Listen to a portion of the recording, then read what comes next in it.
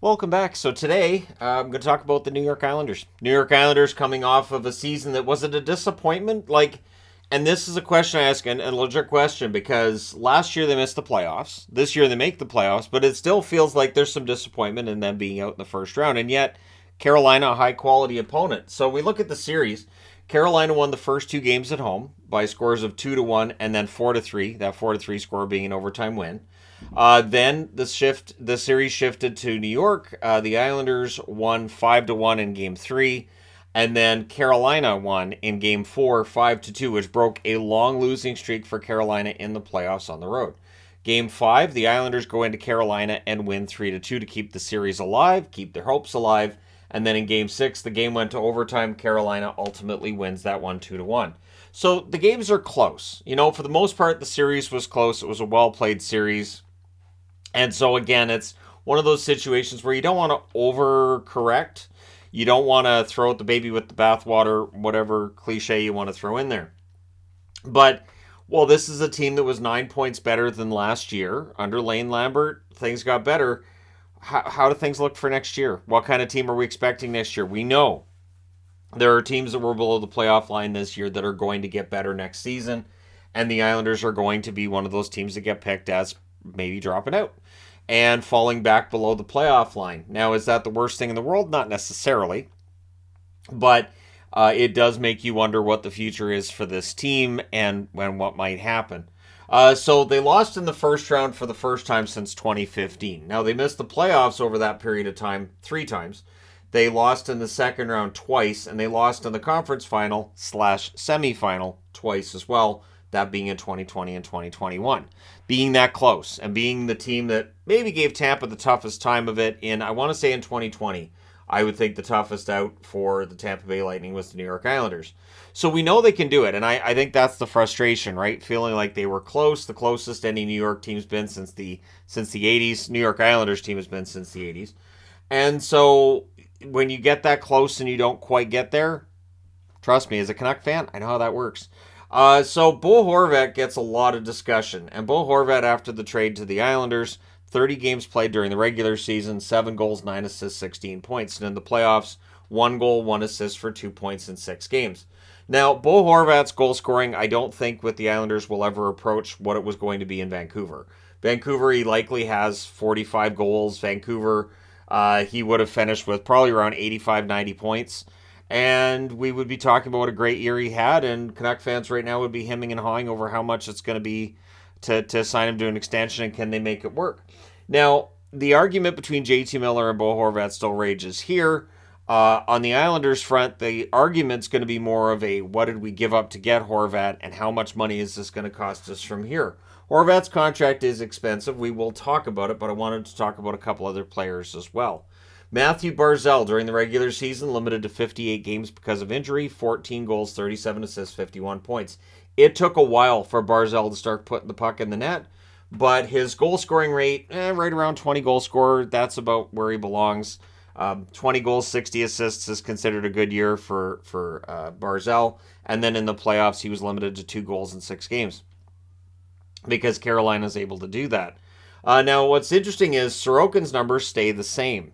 31, 22, and 7 during the regular season, 924 save percentage in the playoffs. He was 2-4, still had that 924 save percentage. So Sorokin is the guy who keeps this team in the playoffs. Sorokin is the goaltender that covers up for some of the offensive shortcomings for this team. Now, some of the offensive shortcomings are baked into how this team plays, which is part of the reason why Horvat's goals drop. In Vancouver, Horvat on the power play was always right in front of the net and tipping pucks in. Tipped in most of those goals he got in Vancouver. The Islanders were not deploying him that way. It's part of the reason that I was getting frustrated you just can't play very well outside Vancouver. Well, they're not using him the same way either. His role in New York was more of he was the face-off guy, and they seem to rely on him more for the defensive side of his game than the offensive side of his game, because that's kind of how Islander hockey works. Very few whistles, not a whole lot of penalties, and just keep rolling. And it works for them, right? When it's working. But when they're having trouble, well, it just makes everything look so much worse, right? So their UFA list is an interesting one.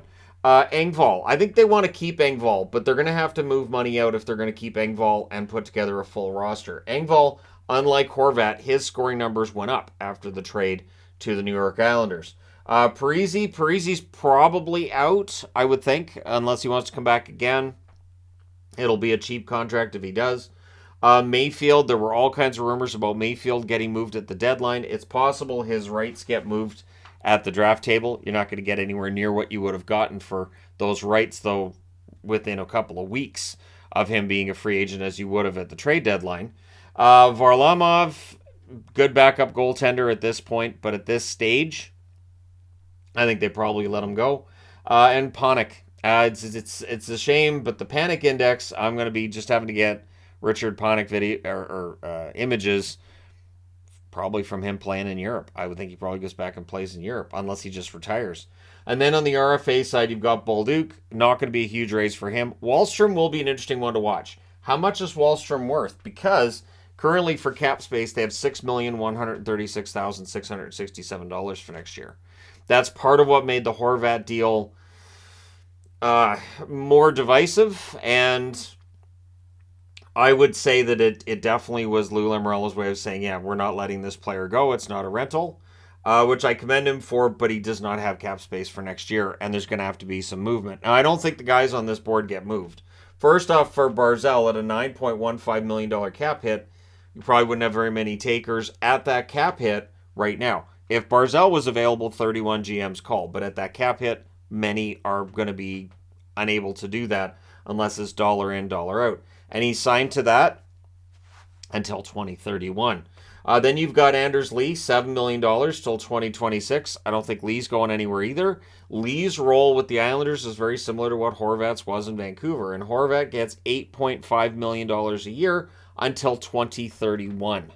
So that means between Barzal and Horvat, that's $17.65 million of the cap goes to those two players. It is basically a situation where if Horvat and Barzal have some kind of chemistry, this could work. If they don't have any kind of chemistry, this could just be an absolute disaster for the New York Islanders. Pulock, $6.15 million until 2030. Pelech, $5.75 million till 2029. Two of the most reliable defensemen in the league. No argument with their cap hits. I won't even argue over their contract length, although I'm sure there would be some that would, because it's a long-term contract.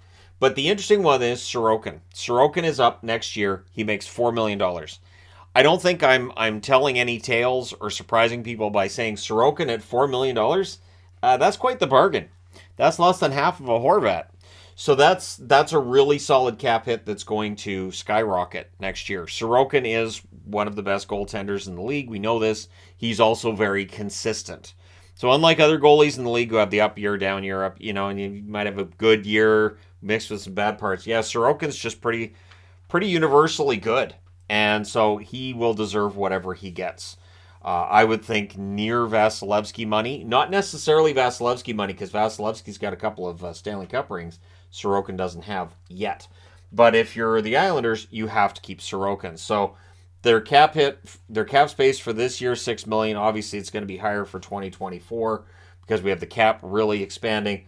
But Sorokin could stretch that. It could be interesting to see a year from now where the Islanders are at and what kind of cap space they're looking at in order to make improvements. So at the deadline, they traded a 2024 third-round pick to Toronto for Engvall. I don't think that's a trade they regret.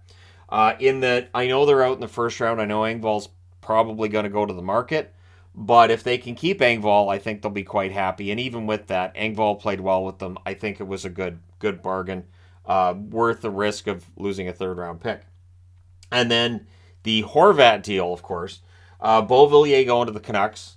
Ratu going to the Canucks. Now, Beauvillier had a great start with Vancouver. Kind of fell off after that. Ratu's had some stops and starts, both here in Abbotsford and with the Vancouver Canucks as well. A 2023 first-round pick, which was then flipped to Detroit. And so now the Red Wings have that, and it's Hronek that's gone to Vancouver as a result as well.